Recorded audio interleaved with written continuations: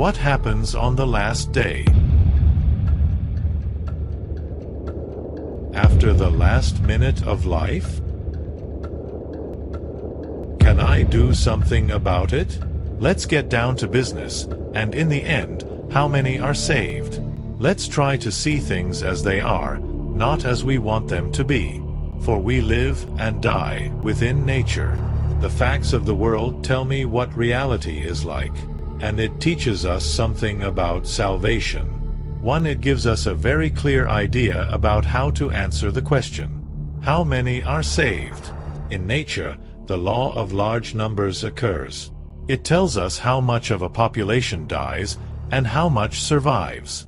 And this law shows us what always happens, that the individuals who are saved from total annihilation are a tiny number, while those who die constitute an overwhelming majority.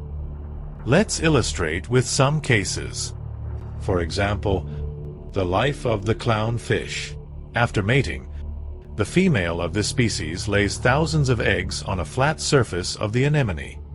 From that moment on, the male fish becomes the protector of the eggs for a period of between 6 and 10 days. The eggs then hatch about 2 hours after sunset. After hatching, the larvae go into the ocean. However, this species is very vulnerable to predators, and the vast majority of the larvae are eaten before completing their life cycle. A tiny fraction survive, but they are enough for a few to manage to live in another anemone and continue to perpetuate the species. Another example is sea turtles, which lay their eggs above a level higher than that of the tide. After digging a hole, they deposit between 50 and 200 eggs and then hide them.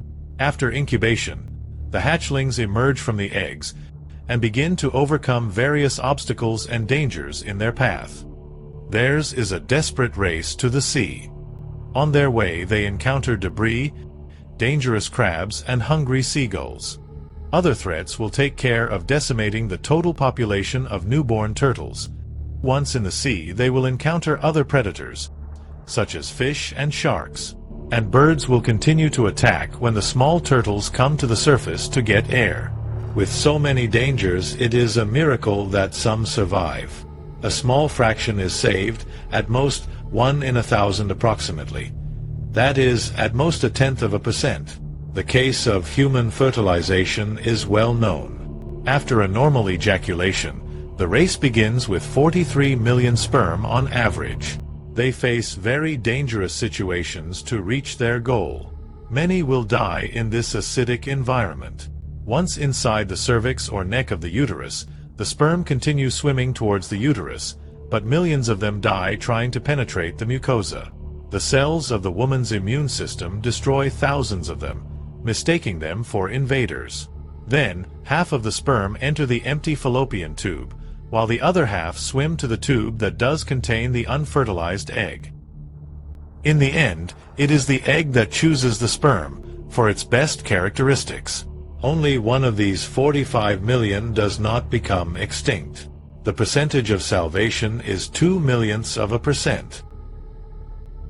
At the beginning of time, a great extinction event occurred. At the origin of the universe, particles appeared in pairs, and these would form everything, matter and antimatter. But after a nanosecond, when they were in contact, they annihilated each other, producing a fabulous burst of energy. This means the instant annihilation of both pairs. That happened in the Big Bang. Particles of matter were supposed to annihilate each other with as many particles of antimatter. But we know that not all matter disappeared. What happened? If there had been perfect symmetry between matter and antimatter, all the pairs would have been annihilated instantly. As a result, the cosmos would have been nothing. But fortunately, there was no perfect symmetry. Something must have happened to break it and cause one particle out of every billion particles of matter to be saved from total annihilation.